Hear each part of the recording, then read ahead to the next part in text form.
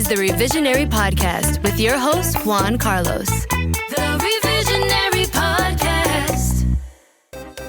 Hello and welcome to the Always Moving Podcast with Lyndon Savanto, a podcast about my life as an international athlete, writer, world traveler, and dreamer. Join me on my podcasting journey as I explore the world around me through life experiences, self-evaluation, and interviews with interesting guests ranging from professional athletes, comedians, engineers, and those who helped shape me to who I am today. Tune in to the Always Moving Podcast, part of the Chatter Network. This is the Revisionary Podcast.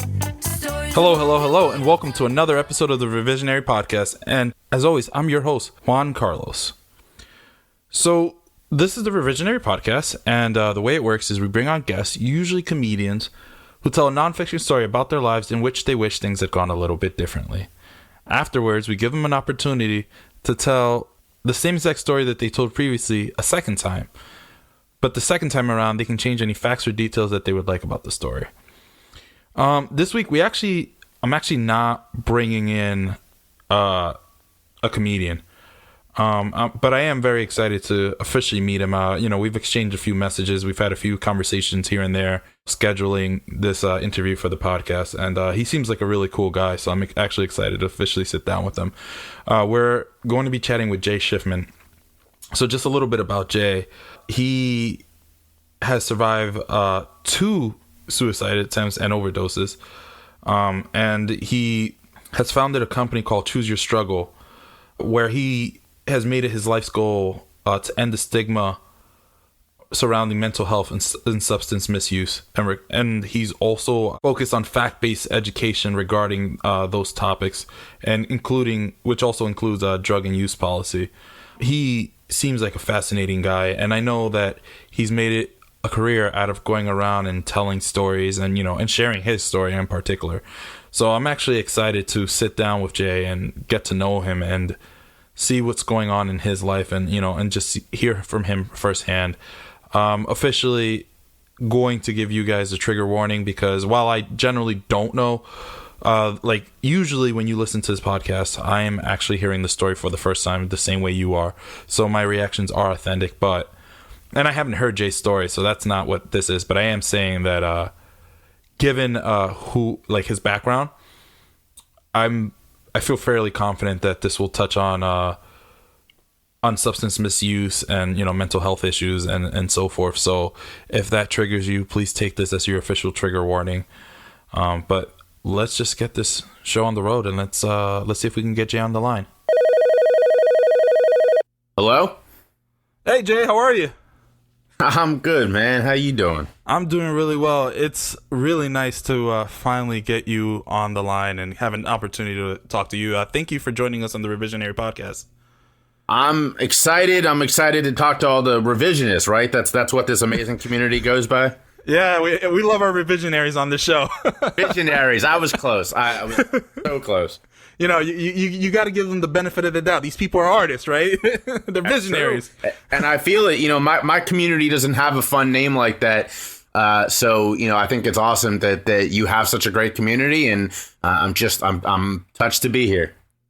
No, look, we're really, really excited. So before we jump into this, why don't you tell us a little bit about yourself and what you've been up to? Well, I am a speaker, a storyteller, and an event and podcast host. And, man, I'll tell you what, it's during this time, it's just been all day, every day for me. I wake up and I commit myself to this work that I'm doing and, working on all the different shows I'm working on and talking to amazing people like you. So that's what I do day in and day out. So you've been doing this full time for a few years, right? Yeah. I've been doing this since. How did we get here? Unless you're going to touch upon this in the story, in which case we can hold off. No, I mean, I a little bit, of course, but I started this work in 2015, and that I will touch on. But I took it full time in 2019, and it's been like I said, my all day, every day since, going on now with 3 years. Sure. So let me ask you this. There's a lot of people who wish they could, quit their 9 to 5, leave the office and, and do something where they're traveling and speaking to people or, become a full-time podcaster. For you, what was the moment, I guess, like, what was the last straw, if you will, when you were like, you know what, it's time, I'm ready? That's such a funny question.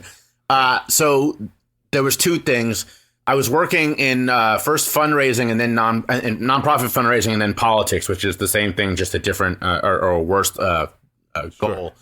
And my boss, who ran this consulting firm that I was working for, our website kept getting hacked, and he was like, "All right, we need a new website. Jay, you build it." And I said, "Excuse me?" He's like, "Yeah, you build it." And I was like, "Oh, that's bad because I don't know how to build a website. And if you think so little of this business that you want me to do it, oof, what am I doing? Like if you won't spend the money to hire a college kid that, instead you just want me to do it. Like, no. So I had a career coach at the time because I was feeling a little unfulfilled. And even if I stuck with that job, I wanted to do better at it. And I told her about this and she said, "Jay, you already have your passion on the side. It's this work, why don't you take it full time?"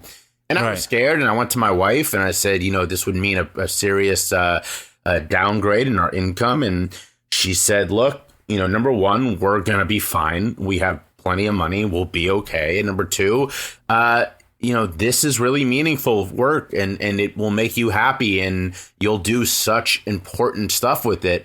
And I said, "That's all I need to hear." And so in January of 19, I left my career behind and set off on this goal and been doing it ever since.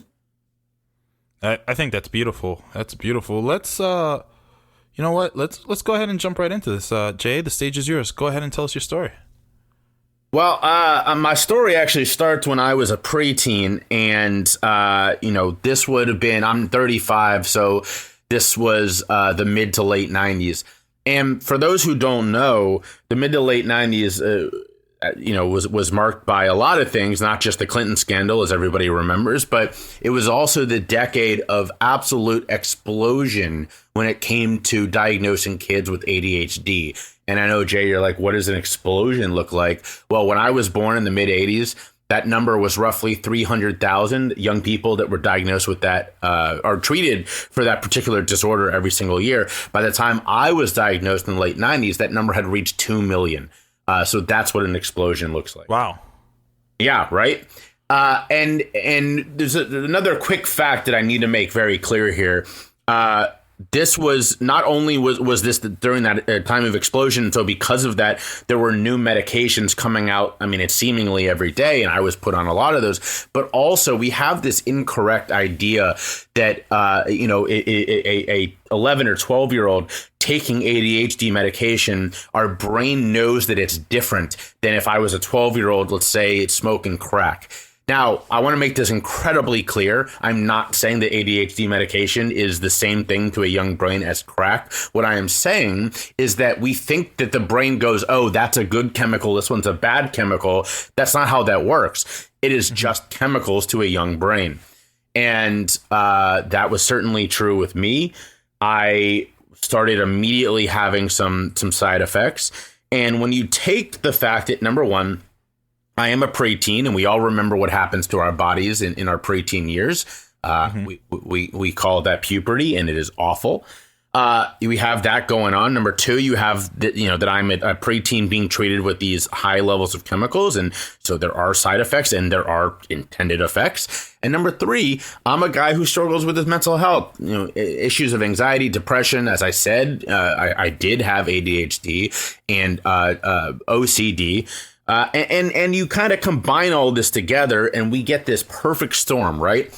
And unfortunately for me, my therapist, instead of seeing this perfect storm that he had helped create, right? I mean, he's the one giving me these medications. He saw it as signs of a bigger issue. And so he, a couple of years later, gave me the diagnosis of a mood disorder. And eventually, by the time I was in my late teens, called it full-blown bipolar disorder. Wow. Now, to make this just abundantly clear, I don't have bipolar disorder. And when you give someone medication, in this case, incredibly strong, very altering medication for a disorder they don't have, your body is going to go haywire. I mean, think about every example we know of somebody who's struggling with substance misuse. That was me, except that instead of my dealer being the dude on the corner, my dealer wore a bow tie and we paid him a lot of money. So I was put on all those medications by the time I was 19. And growing up, I was an athlete. I was a baseball player, and I had a chance to go to college and play ball, and I ended up turning it down. And so that was actually the only reason I didn't use recreational drugs. And looking back, I was very proud of my quote unquote sobriety. Of course, the ironic instance there is that I was taking more drugs every single day than anybody else on that baseball field. So now that I've graduated, I have no reason not to use recreational drugs anymore because that was my reason for staying quote unquote sober. I am now using all these drugs that my doctor is telling me I need, and I'm feeling terrible because I don't have this disorder and I don't know why the drugs are making me feel worse, not better. And so what's my answer? Well, what have I been taught since I was a preteen? The answer was more drugs. So by the time I'm a freshman in college, I'm smoking weed all day, every day, which, by the way, I am a big proponent of medical cannabis. I have my card. I think CBD is a wonder drug.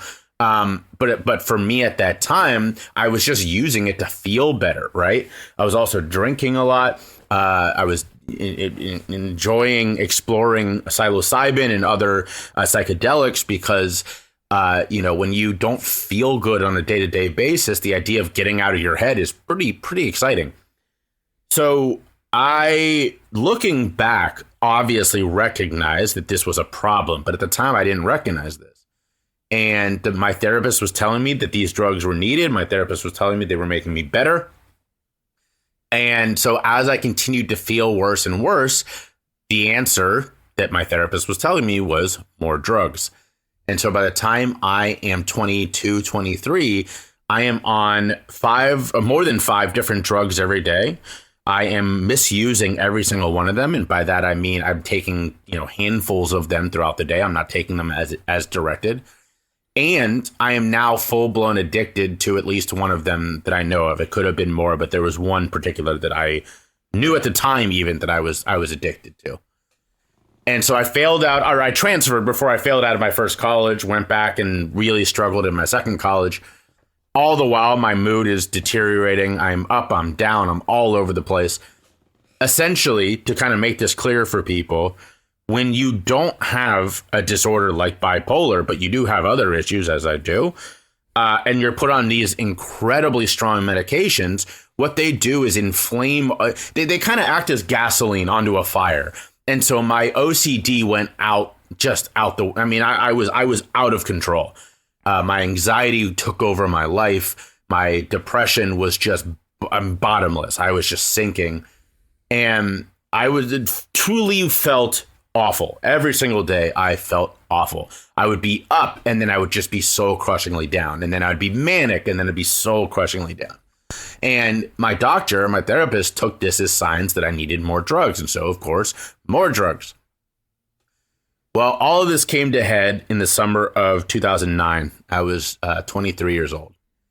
And I just gotten back from touring the country, following a band around, sleeping out of my car, going to music festivals. And I come home and I have this realization that, number one, I've been on medication now for almost 13 years. Number two, not only am I not getting better, I'm getting worse. And because my entire family, and me included, trusted this therapist, it never occurred to me that maybe he was the problem. Instead, the only solution I came up with was that I was the problem. And so I lost hope. I decided I'm incurable. My life is just going to keep getting worse and worse. At this point, I'm living in a trap house. I'm actually the owner of a trap house. It's full of people. We're all selling drugs, hanging out, smoking, getting screwed up all day. And I had kind of poked my head up and went, this isn't how I want my life to go. I give up. I'm done. And so over 2 nights, I attempted suicide twice. The second time, I succeeded at sending myself into overdose. And luckily, somebody close to me called 911. Unfortunately, in this country, what that means is a cop car showed up. I was put in handcuffs and let out of my house while in overdose, or starting to go into overdose. And the last thing I remember is having my head slammed against the side of a cop car as this dude threw me in the back seat. I spent the night handcuffed to a bed at a hospital in Cincinnati, Ohio, and woke up the next morning in an intake room at a lockdown unit. And I spent 3 weeks there. It's just a holding place. I mean, I didn't learn anything. It was just the kind of place where you're put when people don't know what to do with you. And it's exactly as you've seen in the movies. No shoelaces. I was wearing scrubs all day, showering with the door cracked open in a shower with sloping floors so you couldn't drown yourself. That was my life for 3 weeks. And then I was discharged to my parents, who sent me to a long-term care facility, what we would have called a mental institution 50 years ago. Some people still do that. And in fact, I say that whenever I tell the story. And the other day I was being interviewed and someone was like, "Oh, you're in a mental institution." I went, "Oh, okay, we're still saying that. All right." I'm not going to lie to you. Until this very moment, I didn't even realize that we were calling them something different. So thank you for teaching me that. You're welcome. No, that is a thing that it's stigmatized, and so people don't say it anymore. They say long-term care facility, but we don't know that. The average person doesn't know that. So. Right. So I spent 3 months at a long-term care facility, and this was the worst place I've ever been in my life. Worse than the trap house I owned was this long-term care facility. While there, I went through therapy that, if you didn't see it, you wouldn't believe it. I mean, this is stuff straight out of One Flew Over the Cuckoo's Nest. I unfortunately, the most traumatic experience I ever had, I stopped a person who became a very good friend of mine there, from killing herself.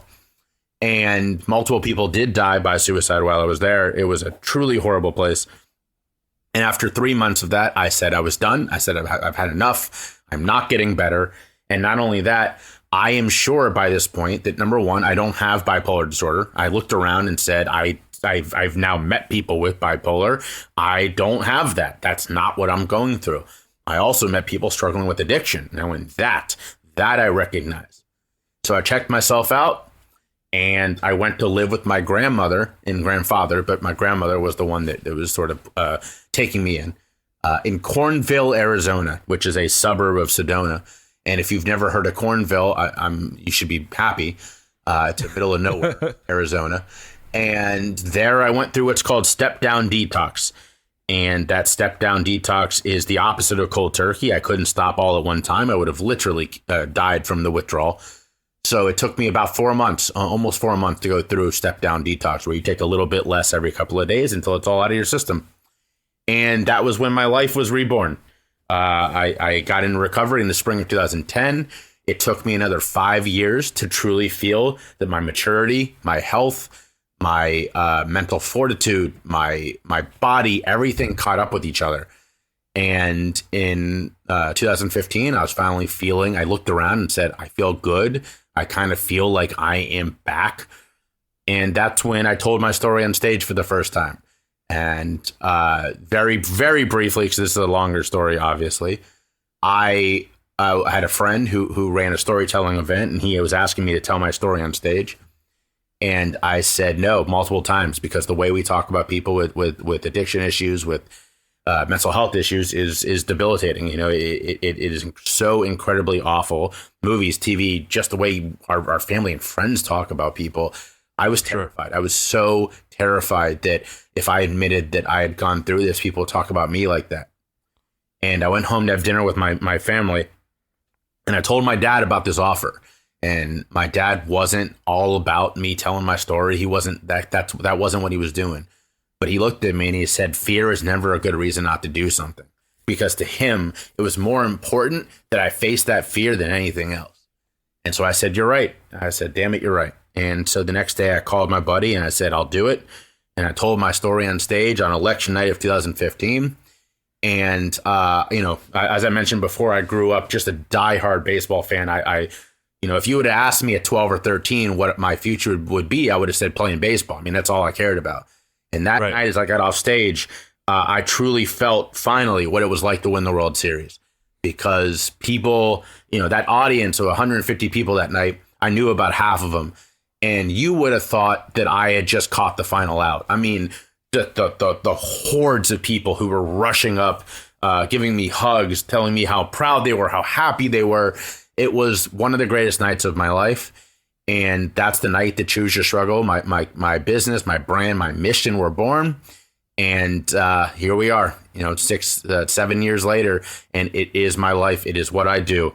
And that is to help end stigma and promote honest and fact-based education around mental health, substance misuse and recovery, and drug use and policy. And that's what I do every damn day.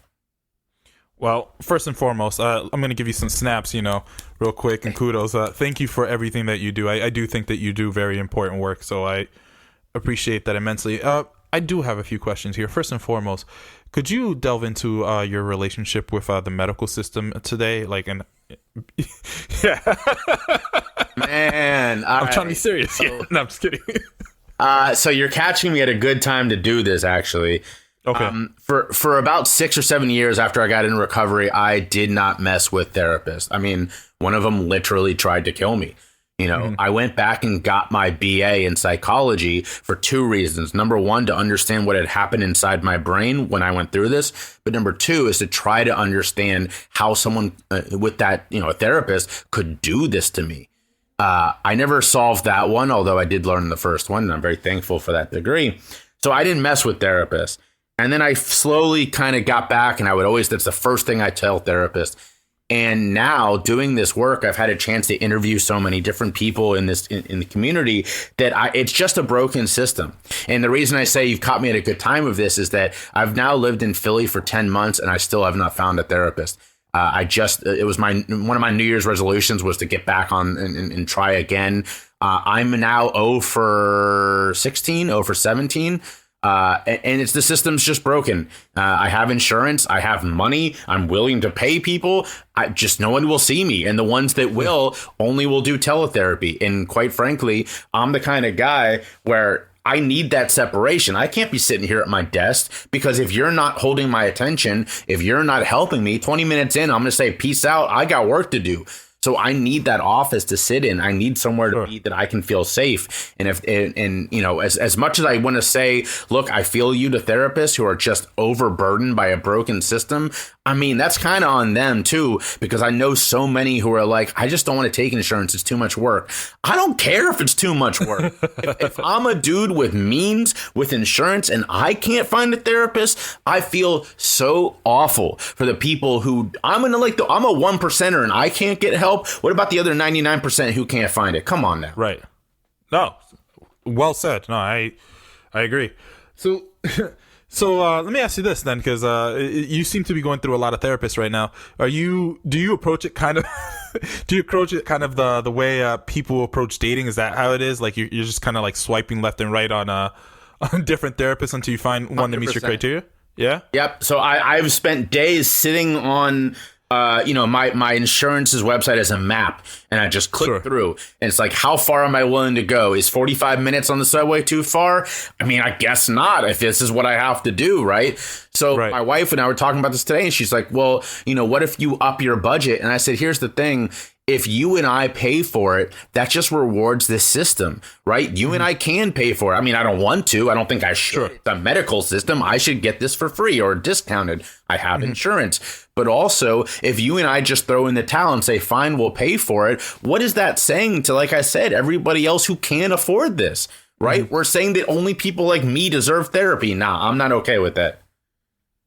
No, look, that's very well said. So, and here's my other question. You when you were going through your story, you mentioned that you have been able to maintain a healthy relationship with medical cannabis, right? I don't smoke cannabis. So I have no idea how it works. So excuse my ignorance, but how is that a different relationship in your brain, and how do you you know what I mean? How do you process that? That's a great question, man, and I appreciate that question. So the thing is until. Well, actually, this I was going to say this to something different, a different way. I'll say it this way: the leading thinking around addiction forever, since AA was founded, was that all substances are the same, and that's because it was easy to think that, right? I mean, you struggle with alcohol. you can't do anything. You got the addict gene. And there's some truth to that. I'm not saying it's not, there's no truth in that. However, for most people, and that is honest fact, a predominant amount of people, that is not how our brains work. So me personally, I've never had a bad relationship with alcohol. Did I drink too much in college? Yeah, because I was a college kid. Did I smoke too much weed when I was struggling with my substance misuse issues? Yeah, because I was trying to feel good every day. So for me personally, I can now smoke a joint and chill. I can sit back and be cool. My wife and I are big whiskey fans. Being from Cincinnati, it flows like wine there. And I can drink a drink and not need 10. But you put a pill in front of me, next thing I know, I'm chugging that bottle because that's just for me a trigger. And we know this is how someone that I really admire describes it. There is a algorithm that equals addiction, right? We know a lot of the variables. We don't know all of them. We know some. Sure. We also know that we are not aware to what extent each of those variables contributes. Is it 5x? Is it 9x? Is it 1.5? We have no idea. And so until we are able to figure out that variable, we have to be open to changing our thinking around this, right? And for people who are like, nope, you just can't have any substances. What do you say to a guy like me, right? What do you say to a person like me who can have a drink and doesn't need 10? Are you telling me I'm kidding myself? Because I'll be willing to tell you you're wrong. So my challenge here is not to say I have the answers, because God knows I don't. My challenge here is to tell people neither do you. Wow. Very well said. And let me ask you this now. The other thing that you mentioned is that you went back and got your BA because you wanted to understand, kind of right. What. Go ahead. Yeah, no, I see it. Right there. You wanted to understand what was going through the mind of the therapist who put you on all of that medication. So what have you surmised? Like, what do you think was going through his mind? Because it seems like he was a personal friend, right? Or a family friend? Not a personal friend. He was more a trusted confidant for multiple of my brothers went to see him. He was a well-known dude in Cincinnati. He's still alive. And I'll answer that question this way, because I actually think that's a really good question. The first couple of therapists I saw were not helpful. And then about 6 years now, I saw a therapist who was kind of sorry to pardon my French here, kind of a dick. She was but like the level of dick that I needed. And she said to me, because I was holding on to a lot of anger because I didn't understand. I was like, how could he do this to me? Right. I wanted an answer. And she said, Jay, number one, you'll never get that answer. He will never, ever admit what he did to you, because if he does, he's going to jail. If he does, what he did was criminal. And that is so clear. Like, I've actually shown my prescribing records, which I got through open records requests, to a buddy of mine who's a doctor. And I didn't tell him it was me. And I said, what do you think of this? And he's looking over and he's going, wow, what the hell? What is this? And he looks up and goes, Jay, this is criminal. What is this? I said, Michael, that was me. So this therapist is never going to admit what he did, because he won't. Sure. And she said, at this point, this anger you're holding on, this strong desire for an answer, the only one it's hurting is you. And I was like, oh my God, like it knocked me on my ass. Yeah. And I finally was like, she's right. I got to let this go. I have to be okay with never getting an answer, because who knows what he was thinking? Maybe he truly thought I had a problem. Maybe he was trying things and then realized too far down the road, oh no, I've created something I can't undo. And he doubled down because he was scared of what would happen if he recognized or he admitted that he had made a mistake. Who knows? But what I do know is, for a long time, not knowing really, really messed me up. And I had to finally admit, I'm just never going to get an answer. And this is the last question I'll ask on this topic. Can you find some positivity, however, after about going through that experience? Yeah, it's funny because you and I were talking briefly before about well, it made me who I am, and like that's a little bit of a cop out. but there is some truth to that too, right? I know that as a guy who was born into privilege, and even though my parents are the type of people who raised us to know that, you know, who we were as people and who we were in our community was so much more important than what job we had or what grades we got or money and all that kind of stuff, right? Even though that was true, I would never be able to have the empathy that I have now, because I could go get my doctorate in addiction, and I can work with people that I work with now as a, you know, with these incredible programs that I do here that are very hands-on in Philly. And I would be that dude going, well, you know, the research says this and the book says this, and that's all fine, because that really helps motivate a lot of us and breaks new ground. But and this is kind of a dirty little secret, but those of us who are struggling, we don't care about any of that. We don't care at all what your textbook says, because you don't know what it feels like to go through withdrawals. You don't know what it feels like to experience an overdose. I do. And so when I'm working with these people and they're like, man, what do you know? I'll be like, dude, you want to hear about my overdose? You want to compare stories about withdrawal? Like, I can tell you about the mornings I spent toilet hugging. I know where you are. And that is a level of connection that I would never have had. That's fair. So I'm going to go ahead and kick it right back to you. The stage is yours. Go ahead and retell us your story. All right, man. Let's see how this goes. So I was born in the mid 80s, and by when I was a preteen in the late 90s, this was an era when a lot of kids like me, very rambunctious kids, you know, kind of kids that from if this would have been the 50s, we would have just said needed to go outside and play, were being treated differently. And there's a really fantastic pamphlet called The Drugging of the American Boy. And it talks about how we're trying to force these generations of kids, you know, millennials and younger, through an antiquated education system. And to do it, instead of changing our education system, we are forcing them to take medication they don't need. And when I was a preteen, they tried to force me onto that education. Into that medication.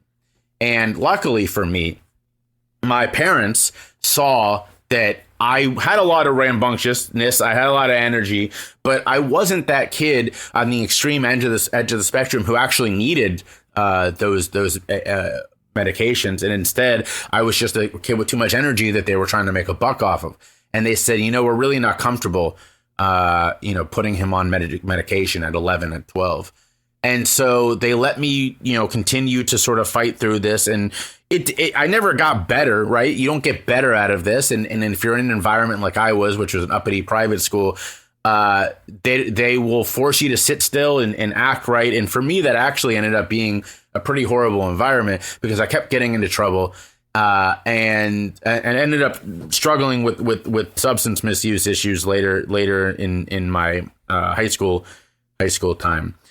But luckily for me, I had a therapist who was willing to work with me, and he was a great dude. He was someone we really trusted, and he, you know, even though my parents kind of pushed back and said we don't want to do medication, he was still willing to work with me. And he kept working with me until later in my high school time, when I was getting to a point of struggling where he said, Jay, look, I really think we need to try medication.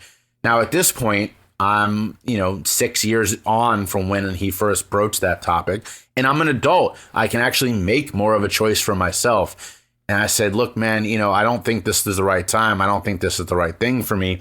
But I still continue to struggle in school. And so eventually I come back to him and say, all right, let's give that a try. But at this point, I can advocate for myself, right? I'm not relying on my parents to make these choices. And so the first medication doesn't work, and that's fine. That's usually how it works anyway. You got to try a couple things. Second one doesn't work. The third one, we finally find something that's helping me calm down a little bit. But man, these side effects are unbelievable. I feel like a zombie. My weight is fluctuating. I have no sex drive. These are all the kind of things you typically find side effects for ADHD medication. And we monitor it for a little bit, and I finally say, look, man, I can't do this. I can't keep doing this. I don't feel like myself, and I don't want to keep on with this. So instead, I go for recreational drugs, and I get into Adderall's sister drug, which is meth. People don't know that Adderall and meth are only one molecule different. They're basically the same drug. And meth makes me feel pretty good. And smoking a lot of weed makes me feel pretty good. And drinking a lot makes me feel pretty good. And pretty soon I have developed a real issue of substance misuse. But here's the thing. Luckily for me, I went to one of the few schools in the country that actually had real drug education. So I knew what substance misuse looked like, and I knew what the beginning stages of addiction looked like.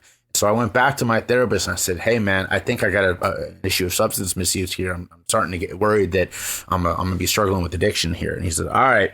He says, here's the deal. We're going to send you to AA. And I go to AA, and AA tries to put me through the steps. And like 92% of people who have an issue with anything other than alcohol, AA does not work for me. And so I go back to my therapist. I said, man, that wasn't it. You know, the 92% of us need somewhere else. He goes, all right, well, let's try this rehab center. And I go there, and all it is an AA place with a better roof. And I say, hey, man, this isn't it. You know, they're just trying to make me do the steps. There's no counseling. There's no therapy. Nobody's helping me understand why I feel the way I feel. And so he goes, all right, if that's the case, then let's just keep working on this. We'll ignore drugs, and let's just figure out why you're taking drugs. What is going on with you? And I start to explain that, you know, I have these obsessive thoughts that I can't get rid of. And the only thing that satiates these obsessive thoughts are the compulsions that I do after the obsessive thoughts.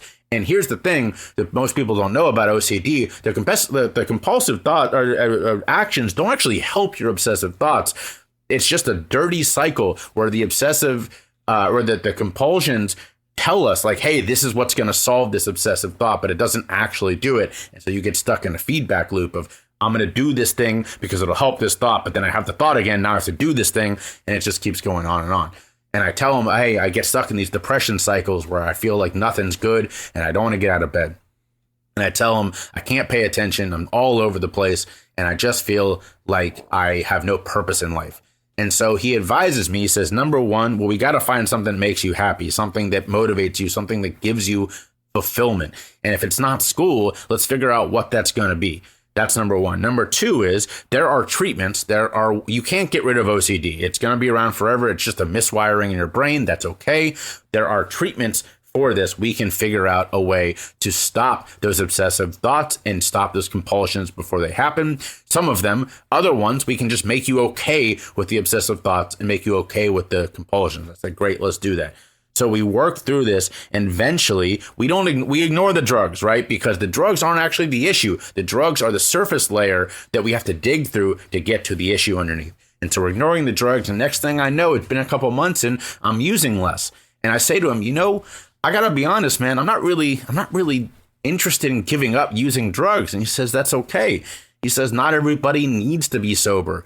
Some people, you know, you can practice what we call harm reduction. And that just means using safer, right? Maybe you were drinking 12 drinks a day, you're down to 4. If you can do that and manage and you're feeling okay, well, that's fine, because making you go sober is going to have unintended side effects. So let's just cut that down to wherever you're feeling healthier. Now, that being said, there are some drugs that it's really hard to use safely, not because of the drugs themselves. Drugs are just drugs. And the drug's not going to reach up and punch you. A drug is just a molecule. But the way that our society supplies the drugs makes it really hard for you to use them safely. And one of those is meth, because we don't know what's in the meth. We can't test it. Luckily, he says you're not into heroin because that basically is fentanyl on the street right now and you're going to overdose. But you're using meth and we don't know what's in it. So I would recommend you try something other than meth. And I say, all right, well, what is a good alternative to meth? And he says, well, we could try that Adderall again. And so we'd switch the Adderall. And now I don't feel the need to use meth. And weed is weed. I mean, weed's not killing anybody. He's like, I'm not even worried about that. And by the way, that is truth. If you talk to most treatment people, they'll be like, I don't really care about the weed. The weed's fine. So I'm now using still. I'm using a little bit safer, but I'm still using. But my life is finding meaning. I'm out of school. It's not really serving any purpose for me. And I am really interested in getting my hands dirty in a sense of working on the front lines to help other people. That is the most important thing to me. I'm working with a therapist who helps me understand the things that are happening inside my brain and helps me self-regulate and learn things like mindfulness and other practices that focus on me and promote me and my own well-being. And my drug use isn't an issue anymore. Yeah, I'm still using, but who cares? It's not interfering with my life. I don't meet any of the criteria in the diagnostic manual of mental health issues for addiction. I may be, bordering on substance misuse, but that's okay.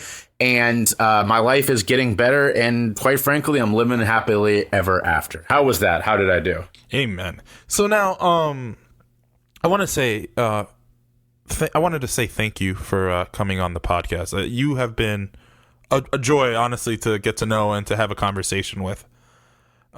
Before I let you go, we have 2 traditions on this podcast. The first is, we like to choose a charity or an organization to highlight, usually one that's important to our guests. Do you have one for us? I do, yeah. Yeah, so as I mentioned about that organization I work with here called Savage Sisters, and briefly let me tell you both why they're important to me, but also about them. So as a person in recovery who made it back from the depths of just hell, to create something beautiful in my company, Choose Your Struggle, I have so much love and admiration for others like me, right?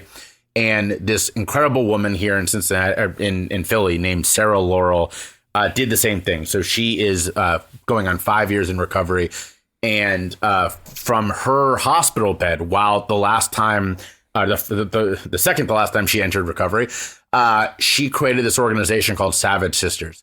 And what we do is, I'm a board member now. I'm very, very blessed to be a board member of this organization. We do community outreach. We go to, as I was mentioning before, locations that are frequented by people who are struggling with being unhoused. And all of them are active drug users. And we give out food, we give out clothing, we give out Narcan, which is the overdose reversal drug. We give out fentanyl test strips, and we just meet them where they are. Hey, as I was saying before, like, do you need medical help? Are you interested in getting into recovery? If not, that's cool. But if you are, we've got, connections with hospitals and with recovery beds. And then once they go through detox, we have going on 6 recovery houses where they can live for the first, 6 months, 8 months, 10 months when they're in recovery while they're rebuilding their lives. So the second tradition that we have on this podcast is, I never tell my guests this in advance, but we usually like to ask for a quick childhood story that puts a smile on your face. Like, first thing that comes to mind. All right, so that's so funny because the first thing that came to mind, when you and I were chatting before, we were talking about our mutual love of baseball, right? Yeah. And growing up, I still am a diehard Cincinnati Reds fan. I am that because my dad was a diehard Cincinnati Reds fan growing up. And, he was a Big Red Machine guy. Johnny Bench is his hero. Actually, he just retired. And as a gift, my brothers and I we paid Johnny Bench to record a message for him about entering retirement and all this. And my dad just broke down. I mean, it was beautiful. But the childhood part of this is there was the Reds used to have an old stadium called Riverfront Stadium. It was ugly in a way that we loved. You know what I mean? Yeah. Before Great American Ballpark, the current one. And I remember sitting in the center field bleachers with my dad and one of my younger brothers. And there was a guy on the Reds by the name of Chris Sabo. And Chris Sabo was a third baseman who was best known for being the former Rookie of the Year, but also he wore these giant rec specs. I mean, he was a goober, but he was just a like slick fielding, not great hitting third baseman, right? And there was a game, we're sitting in center field, and Chris Sabo swings and his bat shatters, and on the Jumbotron, you can see cork fly out from his bat. Yeah. Any baseball fan knows that is like, people don't do that anymore, but back in the day, that's how you cheated, was you filled your bat with cork and it made it lighter and springier and you could hit the ball a little bit better. Yeah. And my dad, I'm probably, I don't know, maybe 8, 7. My dad isn't a big cusser or anything like that, but he sees this and I don't know what's going on. Like I said, I'm 6, 7, 8 maybe. Yeah. And he goes, oh, and drops the F word. And I remember this so clearly because obviously my brother and I had no idea why this was bad. But my dad it was such a gut reaction of, oh, Yeah. And of course, we then find out that he gets suspended for like a week or something like that. And it's a big deal. But being at that game and hearing my dad just go, oh, what's that great childhood memory? I like that. I mean, I'm biased clearly because I love baseball, so I'm glad that was a baseball themed one. But that's a good story. Yeah. All right.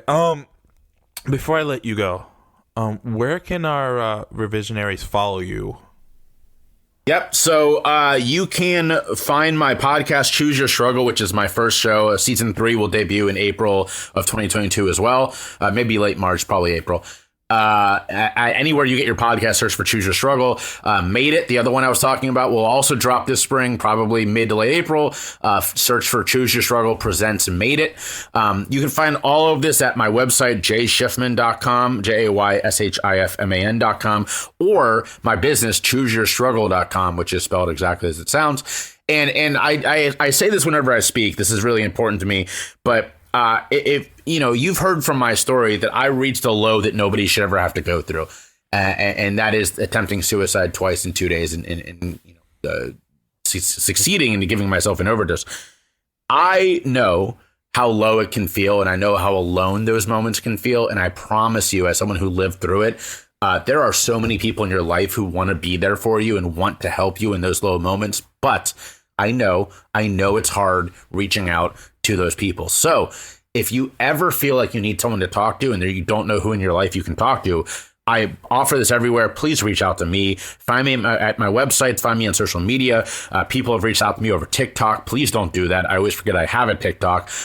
So don't do that one. But find me on social media. And I give people a code because I know that saying I need help is like the hardest thing in the world to do. So this is the code. You ready? If you want to talk to me and you find me, but you're not sure how to say it, just tell me that you heard me on the Juan Carlos comedy show, that you had a great time listening to me and you had a question, and I'll know. Oh, okay. All right. We got to get on the phone. We got to get on Zoom, and I'll say, great. Where can we talk? When can we talk? And I'll be there. So please reach out. Find me at my website. Find me on social media, and I'll be there. So you guys heard it here first. If you need to reach out, just let him know that he heard you on the Revisionary Podcast. Thank you so much for coming on the show, Jay. Like I said, you've been an absolute pleasure. And without further ado, I wish you a wonderful rest of your day. Thanks for talking, man. It was a lot of fun. The Revisionary Podcast. So Jay's a fascinating guy, and it's funny. He hit on a few points that I was, that I think are true. And I mean, you heard the conversation, and he points out a lot of issues with the way we approach this now. I am not, I don't have the background to create a narrative and understand why things are the way they are. But, he's inspired me to want to actually go do research and learn why things are the way they are. Why do we rely on medication and stuff like that? Are there other ways to do it? Are we doing long-term damage to our society? I don't know. But these are some of the questions that popped in my head just listening to Jay speak. So I'm very thankful that he joined us on the podcast. And I want to say thank you to all of you Revisionaries for listening. This is the